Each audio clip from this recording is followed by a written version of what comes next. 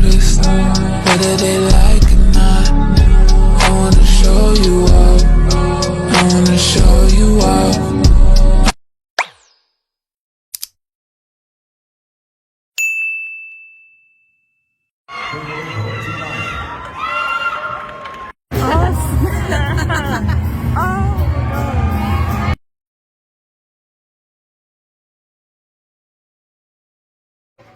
Hello everyone, this is Magnificent Kimberly. So in today's video, I want to talk about something that's very close to my heart. Graduating college as a single mom. Did you know that only a small percentage of single moms actually graduate compared to traditional students? It's a tough journey, but it's definitely possible. So I'm a proud single mom who has successfully graduated from college. If you want to know how I graduated from college as a single mom, please stay tuned in for the rest of the video. I want to inspire moms who were or are in the same position and predicament that I was in. So single moms often struggle to balance work life, childcare, finances, and coursework/internships. Because some programs in college actually do have internships. Some programs in college don't have internships. It depends like what your desired field, or major, even minor is. So I majored in social work and I minored in, it's called MLL, so it's called Modern Language Linguistics, and I think intercultural, or in Spanish. So basically I minored in Spanish. But yeah, just leaning on your support system is very important. It's very important, as well as seeking any support resources, services, and even programs that your college campus offers. For adult students, or even for parent college students, or parents or parent college students. So in my single mom journey with being a college student, to overcome my challenges, obstacles, and barriers, I leaned on my family for support when it came to taking care of my son, when I had to leave to go to school.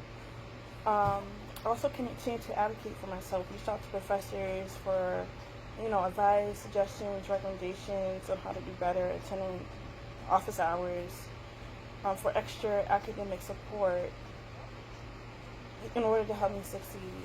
I've taken criticism and feedback from all my professors.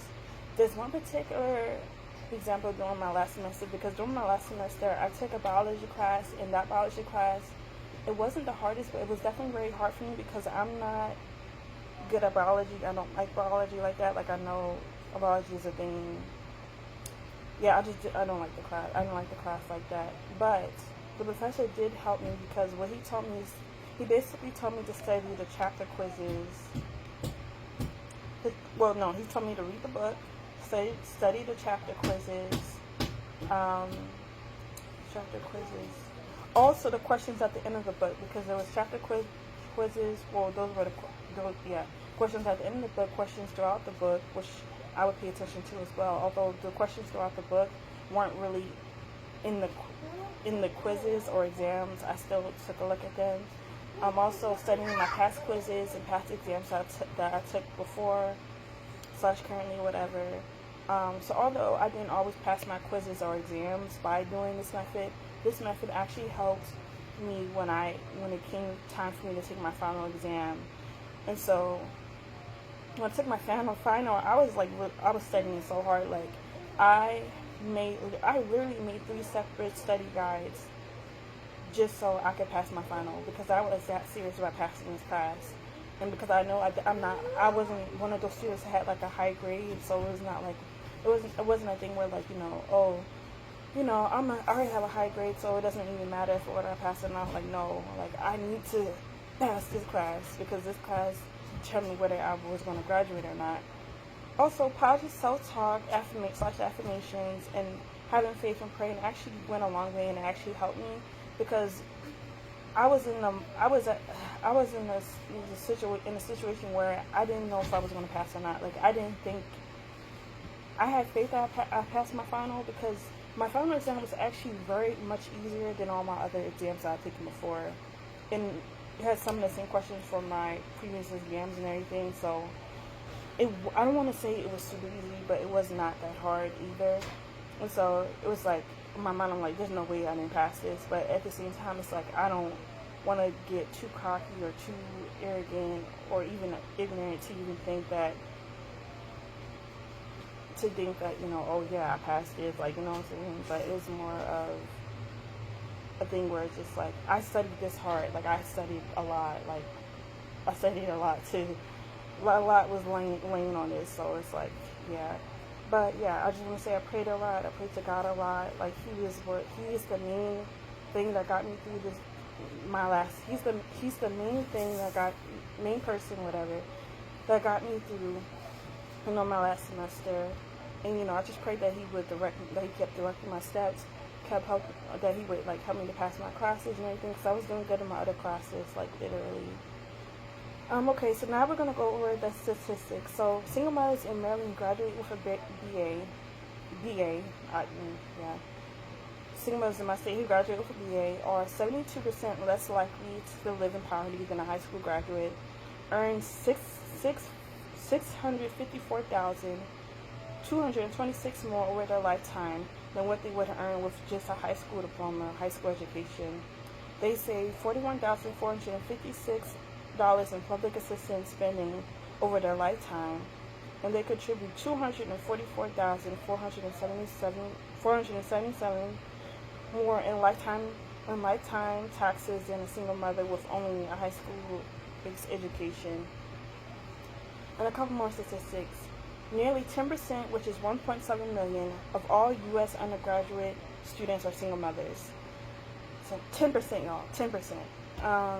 Single mothers with a high school diploma in the U.S. are 1.8 more times likely to live in poverty than when they hold an associate's degree, and 3 times more likely to live in poverty than when they hold a bachelor's degree.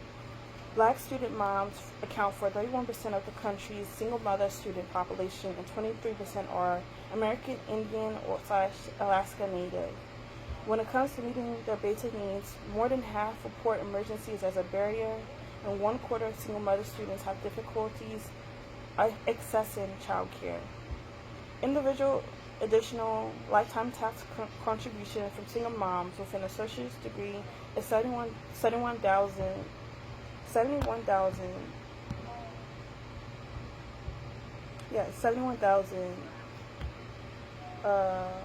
and $220,000 for a bachelor's degree holder. The pivotal moment that helped me push through was actually when I was pregnant while being a college student. So what had happened was that I had an outstanding balance on my account or whatever. I guess my college account financial thing, whatever. Forgot the word for it. But I had an existing debt on my account because I had taken a summer class, and mind you, they had changed the summer policy, and I wasn't really aware of that. So this just shows that you have to really research what the policies are before you sign up for a class. And I come from a family where we don't have money to dish out like that. I don't know how much it was, but I also wasn't working at the time and everything, so it's like it was no way I was going to be able to afford it. And then I think when I did ask about a payment plans, it's like they want to act like they don't have a payment plan for you. I mean, I don't know. But yeah, so it was going to hold me back from starting my internship, because I was actually supposed to start my internship, because this was in August. I was supposed to start my internship like September 9th or 11th or whatever. So basically I had advocated for myself. I reached out to 8 different departments on my campus to see if they would be able to help me with continuing my education, because my education was very important to me. And I remember this was 2 days before it was going to be too late for me to register or sign up for any classes. It was not even a day before, around 2-3 o'clock, I get an email from my school saying that they're going to give me a grant for college students or senior students who are struggling with financial issues and barriers with completing their academic education. So they gave me like at least 3 grants over that time period. Even after the first grant I received, they gave me that grant to help me finish college. And so I was just definitely grateful for that, because from that point forward and it's so weird, but from that point forward, I was able to get like more grants and scholarships. I still had to take out a loan or so, like 1 or 2 loans, but most of my college from the time I was pregnant, so from like I want to say like the summer of 2022 to December 2023, I had loans throughout my last 2 years of college. So, I was definitely grateful for that. God put me in a position to get a grant to continue to get a grant. So, I'm blessed that He did do that for me. So yeah, it really did help me finish and complete my college education. And so now here I am, having completed college successfully as a single mom. And so I'm definitely grateful for that, for sure. And I don't know where it would be without that, without the grants, even without the support, because my social work advisor and my professor, because I was doing this internship where I was in a social work program where, along with the internship, you have to take a class with it, and I had the same professor for at least 3 or 4 of my classes. And when she found out I was pregnant and everything, because I had to tell her, because she was like, "Is there anyone in this class who's pregnant?" I was like, "Me." It's like the first time in 5 years where she taught the class where she said that someone was pregnant. So that's lucky me, right? But yeah, she gave me a lot of support. Like, my classmates and peers were very supportive, and at least, I'm not saying, they were very supportive. Like, they were very like kind and everything, and they even got to see my baby one time. Like, I brought my baby to class one time. They got to see him. He was like 3 months old. My teacher loved to pick him up. He was just so adorable and everything. Because it was one of those times where I was living with my ex, and I couldn't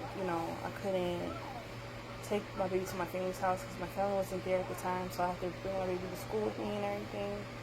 But that's the only time I brought my baby to school, because I don't want him being young, I didn't really want him to be out in public like that, because because of the germs and everything. But yeah, that just popped up into my mind right now. But anyway, I just want you guys to know that, it's never too late. You can continue your dreams. Just because you're a mom doesn't mean you have to settle and give up on yourself and give up on your dreams and what you want and your goals and everything.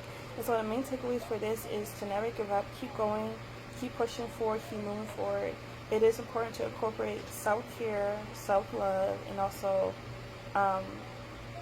prioritize your mental health, your mental and emotional health. And make sure you're seeking help and support and assistance from your teachers, your community, your friends, your family, and your village, as well as seeking college support, such resources that are free and available to you, especially if it's free. And perseverance is a crucial part of succeeding in your goals, your achievements, and milestones, as well as aiding in your desire to stay motivated, to stay and be motivated. It builds character, and it also develops resilience. So please feel free to share your stories, to share your experiences in the comments. Share your own stories, share your own experiences in the comments. Subscribe for more inspirational content, and watch my other videos for additional tips and insights on, just different things in general. And I just thank you all so much for watching. Please don't forget to like, comment, subscribe. Thank you so much. Bye.